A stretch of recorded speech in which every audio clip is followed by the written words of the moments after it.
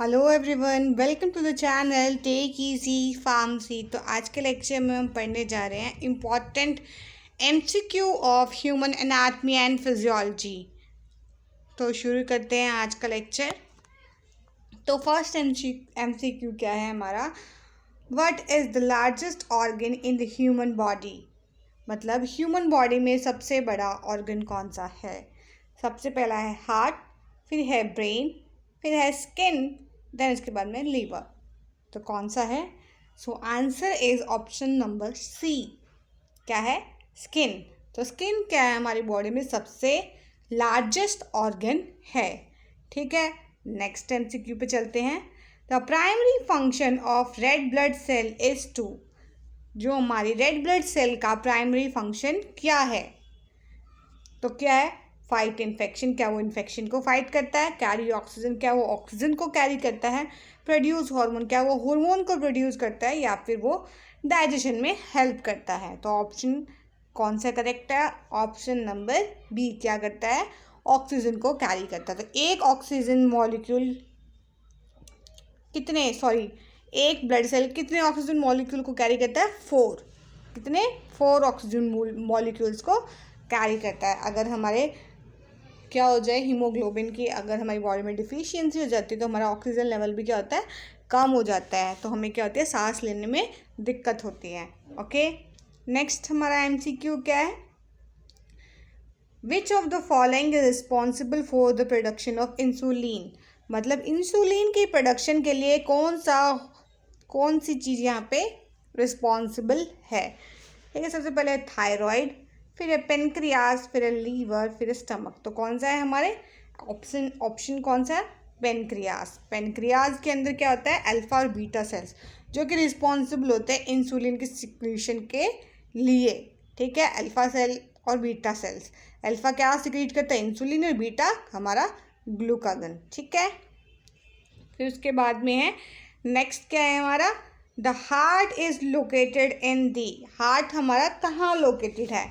Abdomen में है, chest cavity में है, पेल्विक कैविटी में है या फिर ब्रेन में है? सिंपल सा आंसर है, कहाँ है? चेस्ट कैविटी में हमारा हार्ट प्रेजेंट होता है। कहाँ प्रेजेंट होता है? Chest cavity. ठीक है, नेक्स्ट है हमारा MCQ. Which system of the body is responsible for transporting oxygen and nutrient. मतलब ऐसा कौन सा हमारा सिस्टम है बॉडी का जो कि रिस्पॉन्सिबल है ट्रांसपोर्ट करने में ऑक्सीजन और न्यूट्रिएंट्स को? कौन ट्रांसफर करता है? तो ऑप्शन क्या है हमारे? Nervous system, circulatory system, digestive system और लिम्फेटिक सिस्टम। तो आंसर क्या है हमारा? Circulatory system. सर्कुलेटरी सिस्टम का काम क्या है? हमारी बॉडी में जितने भी इम्पॉर्टेंट न्यूट्रिएंट्स है, हॉर्मोन्स है, ऑक्सीजन है, उन सब को सर्कुलेट करने का काम कौन करता है? हमारा सर्कुलेटरी सिस्टम। ठीक है, और किसके थ्रू सर्कुलेट होती है? तो ब्लड इम्पॉर्टेंट रोल प्ले करता है इन सबको सर्कुलेट कराने में हमारी बॉडी में। ठीक है, नेक्स्ट एमसीक्यू क्या है हमारा? Which bone is the longest in the human body. Human body के अंदर सबसे लंबी बोन कौन सी है? तो कौन सी है? Humerus, femur, tibia, radius. तो आंसर क्या है हमारा? फीमर। ये कहाँ पाई जाती है? ये हमारे लेग में पाई जाती है। ठीक है, फीमर बोन कहाँ होती है? हमारे लेग के अंदर होती है। ठीक है, उसके बाद में नेक्स्ट एमसीक्यू कौन सा है? Which part of the brain control breathing and heart rate. मतलब हमारे ब्रेन के अंदर ऐसा कौन सा पार्ट है जो कि कंट्रोल करता है हमारी ब्रीदिंग को और हार्ट रेट को? तो कौन रिस्पॉन्सिबल है? सबसे पहले ऑप्शन देख लेते हैं। सबसे पहले है सेरिबेलम, फिर है मेडुला ऑब्लेंगाटा, फिर है सेरिब्रम, फिर है हाइपोथैलेमस। तो कौन रिस्पॉन्सिबल होता है? Medulla oblongata. तो ये रिस्पॉन्सिबल होता है किसके लिए? कंट्रोल करने के लिए ब्रीदिंग और हार्ट रेट को। ठीक है, नेक्स्ट क्या है? What is the function of platelet in the blood. मतलब प्लेटलेट का क्या फंक्शन होता है ब्लड के अंदर? क्या करता है वो? ऑप्शन देखिए। ऑक्सीजन ट्रांसपोर्ट करता है, ब्लड क्लॉटिंग में हेल्प करता है, इन्फेक्शन को फाइट करता है, या फिर न्यूट्रिएंट को ट्रांसपोर्ट करता है। तो किस में हेल्प करता है? ब्लड क्लॉटिंग के अंदर, क्योंकि उसके अंदर क्या होता है? क्लॉटिंग फैक्टर्स होते हैं जो कि रिस्पॉन्सिबल होते हैं कि ब्लड को क्लॉट कराने में। ठीक है, नेक्स्ट एमसीक्यू क्या है हमारा?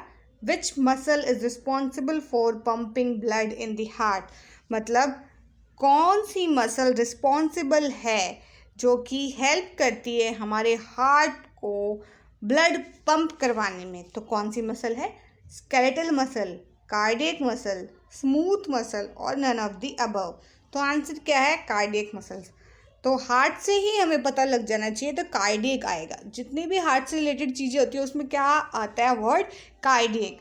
ठीक है, तो इसमें मसल्स कौन सी होगी? Cardiac muscle. स्टडी को क्या कहते हैं? कार्डियोलॉजी। ठीक है, जो हार्ट की स्टडी को कहते हैं हम कार्डियोलॉजी। ठीक है, फिर नेक्स्ट एमसीक्यू कौन सा है हमारा? विच ऑर्गन प्रोड्यूस बाइल, मतलब बाइल एक एसिड होता है जो कि सिक्रीट होता है हमारी बॉडी में, वो कौन प्रोड्यूस करता है? पेनक्रियास करते हैं, स्मॉल इंटेस्टाइन करती है, लीवर करती है या फिर स्टमक करती है। तो आंसर क्या है हमारा? लीवर सिक्रीट करती है बाइल एसिड को। ये भी हमारी बॉडी में हेल्प करता है डाइजेशन में। ठीक है, फिर उसके बाद में क्या है? Which part of the digestive system is responsible for absorbing most of the nutrient, मतलब हमारे डाइजेस्टिव सिस्टम में ऐसा कौन सा पार्ट है जो रिस्पॉन्सिबल है कि वो मैक्सिमम न्यूट्रिएंट्स को एब्जॉर्ब कर सके। तो ऐसा कौन सा पार्ट है? ऑप्शन देखते हैं। Stomach, large intestine, small intestine, pancreas. तो आंसर क्या है हमारा करेक्ट? Small intestine. मतलब स्मॉल इंटेस्टाइन के अंदर सबसे ज़्यादा अमाउंट में क्या होते हैं? हमारे न्यूट्रिएंट्स जाके क्या होते हैं? एब्जॉर्ब होते हैं। तो कौन रिस्पॉन्सिबल है? Small intestine. मैक्सिमम हमारा जितना भी हमारा खाना न्यूट्रिएंट्स होते हैं वो यहाँ जाके एब्जॉर्ब हो जाते हैं। जो बचे कुछ होते हैं वो रिमेनिंग कहाँ होते हैं? हमारे लार्ज इंटेस्टाइन में। और उसके बाद में एब्जॉर्ब होने के बाद में जो भी वेस्ट मटेरियल होता है वो क्या होता है? एक्सक्रीट आउट हो जाता है फीसिस की फॉर्म में। ठीक है, फिर इसके बाद में नेक्स्ट एमसीक्यू कौन सा है हमारा? The function of the kidney is to, function क्या है हमारा किडनी का? हमारी बॉडी में किडनी का क्या फंक्शन है, क्या रोल है? तो ऑप्शन देख लेते हैं। सिक्रीट हॉर्मोन्स, क्या करते हैं? हॉर्मोन्स को सिक्रीट करते हैं। दूसरा है filter blood and produce urine, ये क्या करते हैं? ब्लड को क्या करते हैं? फिल्टर करते हैं और यूरिन को प्रोड्यूस कराते हैं। तीसरा है प्रोड्यूस इंसुलिन, इंसुलिन को प्रोड्यूस कराते हैं। और लास्ट ऑप्शन है डाइजेस्ट फूड। तो आंसर क्या है? ये क्या करते हैं? फिल्टर ब्लड और प्रोड्यूस यूरिन। तो हमारी किडनी का मेन फंक्शन क्या होता है? या ये क्या करता है? पहले तो ब्लड को क्या करेगा? फिल्टर आउट करेगा, उसके बाद में ये यूरिन को प्रोड्यूस करेगा। क्या ठीक है? फिर उसके बाद में क्या है? नेक्स्ट एमसीक्यू हमारा, what is the primary function of the respiratory system, मतलब हमारी बॉडी के अंदर जो रेस्पिरेटरी सिस्टम है उसका प्राइमरी फंक्शन क्या है? उसका काम क्या है? ठीक है, तो पहला ऑप्शन है हमारा सर्कुलेट ब्लड, क्या वो ब्लड को सर्कुलेट करता है।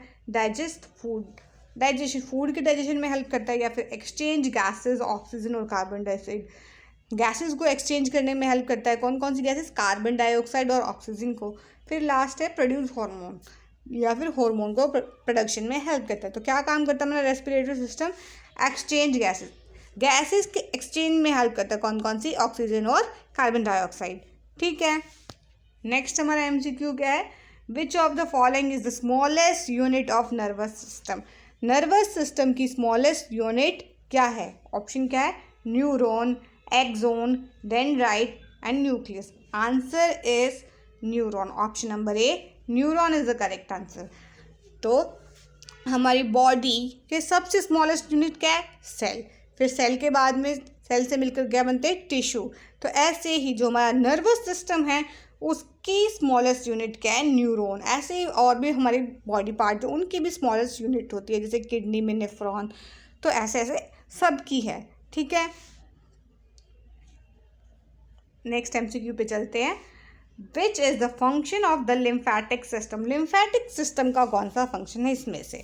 ठीक है, पहला एमसीक्यू है, एमसीक्यू का आंसर है सॉरी, ट्रांसपोर्ट ऑक्सीजन, क्या करता है? ऑक्सीजन को ट्रांसपोर्ट कराता है। एब्जॉर्ब न्यूट्रिएंट, या फिर न्यूट्रिएंट को एब्जॉर्ब कराता है। Fight infection and maintain fluid balance, या फिर इन्फेक्शन के अगेंस्ट फाइट करके हमारी बॉडी के अंदर फ्लूइड का बैलेंस बनाए रखता है। या फिर स्टोर एनर्जी। तो क्या करता है? ऑप्शन इसका आंसर है fight infection and maintain fluid balance. तो ये क्या करता है? इन्फेक्शन को फाइट करता है और हमारी बॉडी के अंदर फ्लूइड के बैलेंस को बना के रखता है। नेक्स्ट एमसीक्यू क्या है? What is the name of the hormone responsible for regulating metabolism, मतलब ऐसा कौन सा हार्मोन है जो कि रिस्पॉन्सिबल है हमारी बॉडी के अंदर मेटाबॉलिज्म को रेगुलेट करने में। तो ऐसा कौन सा हार्मोन है, ऑप्शन देख लेते हैं। पहला है इंसुलिन, सेकंड है थायरॉक्सिन, फिर है कॉर्टिसोल, फिर है ईस्ट्रोजन। तो कौन सा हार्मोन है जो कि मेटाबॉलिज्म में बहुत इंपॉर्टेंट रोल प्ले करता है, वो होता है थायरॉक्सिन। कौन सा है, थायरॉक्सिन। ठीक है, फिर नेक्स्ट हमारा MCQ है, क्या है, what is the name of the hormone responsible for regulating metabolism. Sorry, ये शायद रिपीट हो गया है। Next MCQ, which of the following is the function of the skeletal system. मतलब हमारे स्केलेटल सिस्टम का क्या फंक्शन है। तो क्या फंक्शन है, ऑप्शन देख लेते हैं।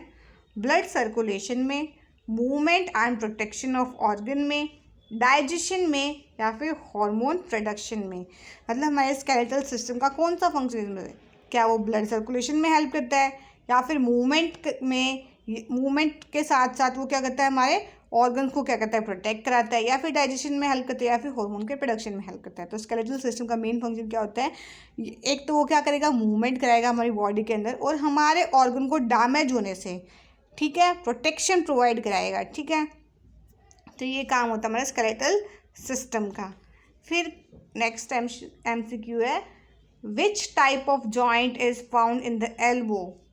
मतलब एल्बो के अंदर कौन से टाइप का जॉइंट पाया जाता है। बहुत सारे जॉइंट है, ये क्वेश्चन भी इंपॉर्टेंट है, पेपर में एग्जाम में भी आया जाता है, कम से कम 3 नंबर में भी आ जाता है, MCQs में भी आ जाता है, और 5 नंबर में भी पूछ लिया जाता है जॉइंट्स का क्वेश्चन। तो इंपॉर्टेंट है एग्जाम पॉइंट ऑफ व्यू से भी।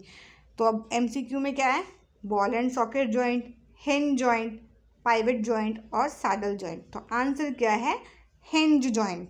कौन सा है, हिंज जॉइंट। ठीक है, नेक्स्ट MCQ पे चलते हैं। Which of the following structure is the part of central nervous system. मतलब इनमें से कौन सा स्ट्रक्चर है जो कि सेंट्रल नर्वस सिस्टम का पार्ट है। तो कौन कौन सा ऑप्शन है, spinal cord, peripheral nerves, ganglia और सेंसरी रिसेप्टर। तो आंसर क्या है, स्पाइनल कॉर्ड। स्पाइनल कॉर्ड और हमारा ब्रेन दोनों क्या है, साथ मिलकर सेंट्रल नर्वस सिस्टम में वर्क करते हैं। ठीक है, नेक्स्ट है हमारा MCQ, which layer of the skin contains melanocyte that produce pigment. मतलब स्किन के अंदर ऐसी कौन सी लेयर है जो कि क्या करती है, प्रोड्यूस करती है मेलानोसाइट। मेलानोसाइट क्या होता है, एक पिगमेंट है जो कि रिस्पॉन्सिबल होता है किसके लिए, कलर के लिए। कौन सा कलर, हमारे स्किन के कलर के लिए और हमारे बालों का जो कलर है उसके कलर के लिए रिस्पॉन्सिबल होते हैं मेलानोसाइट सेल्स। ठीक है, तो ये कौन सी लेयर में पाए जाते हैं, तो कौन कौन सी लेयर है, एपिडर्मिस, डर्मिस, हाइपोडर्मिस और सबक्यूटेनियस लेयर। तो आंसर क्या है, एपिडर्मिस। एपिडर्मिस लेयर के अंदर हमारे जो मेलानोसाइट सेल्स हैं वो कहाँ पाए जाते हैं। ठीक है, नेक्स्ट MCQ पे चलते हैं। Which of the following is a function of the digestive system. मतलब इनमें से डाइजेस्टिव सिस्टम का फंक्शन कौन सा है। ऑप्शन है हमारे movement, nutrient absorption and waste elimination, फिर है हार्मोन सिक्रेशन और ब्लड सर्कुलेशन। तो क्या है, क्या क्या फंक्शन है, या तो वो मूवमेंट कराता है कि एब्जॉर्प्शन में और वेस्ट को एलिमिनेट करने में हेल्प करता है, या हार्मोन के सिक्रेशन में हेल्प करता है, या फिर ब्लड सर्कुलेशन में हेल्प करता है। तो हमारा क्या मेन फंक्शन है, न्यूट्रिएंट को या ये एब्जॉर्ब कराएगा, और जितना भी वेस्ट है हमारी बॉडी में उसको क्या करेगा, एलिमिनेट कराएगा। डाइजेस्टिव सिस्टम में यही तो पढ़ते हैं हम। सबसे पहले हमारे फूड को हमने क्या किया, एनगल्फ किया। एनगल्फ करने के बाद में ईसोफेगस से वो आएगा, फिर उसके बाद में स्टमक में जाएगा। स्टमक में जो हमारा एसिड है उससे वो ब्रेक डाउन होगा, उसकी हाइड्रोलिसिस होगी, उसके बाद में ऐसे करके सारी प्रोसेस हमारी कंप्लीट होती है। ठीक है, नेक्स्ट हम चलते हैं।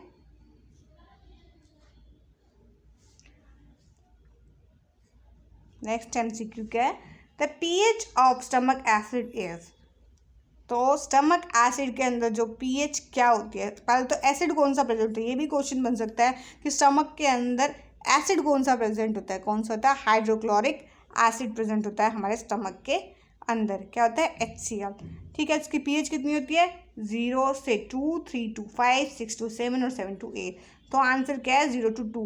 हाईली एसिडिक होता है हमारा स्टमक का एसिड, जिसकी pH होती है 0 to 2। ठीक है,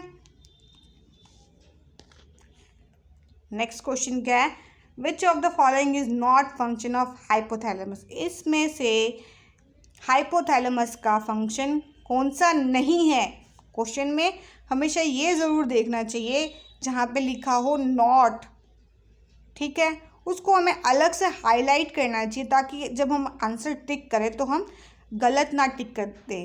तो ये मेन पॉइंट्स होते हैं कुछ क्वेश्चन को करने के। कई बार हम क्वेश्चन देखते हैं, इन छोटी छोटी चीज़ों को हम क्या करते हैं? इग्नोर करते हैं, जिसकी वजह से हमें क्वेश्चन आते हुए भी हम क्या कर देते हैं? इसको गलत कर देते हैं। तो पहले इन सब चीज़ों को हमें हाईलाइट करना होता है, ठीक है, फिर उसके बाद में आप क्वेश्चन को अटेम्प्ट करें। ठीक है, तो क्या है? Regulate body temperature, control hunger and thrust, control the autonomic nervous system और प्रोड्यूस इंसुलिन। तो हमारे ऑप्शन क्या क्या है?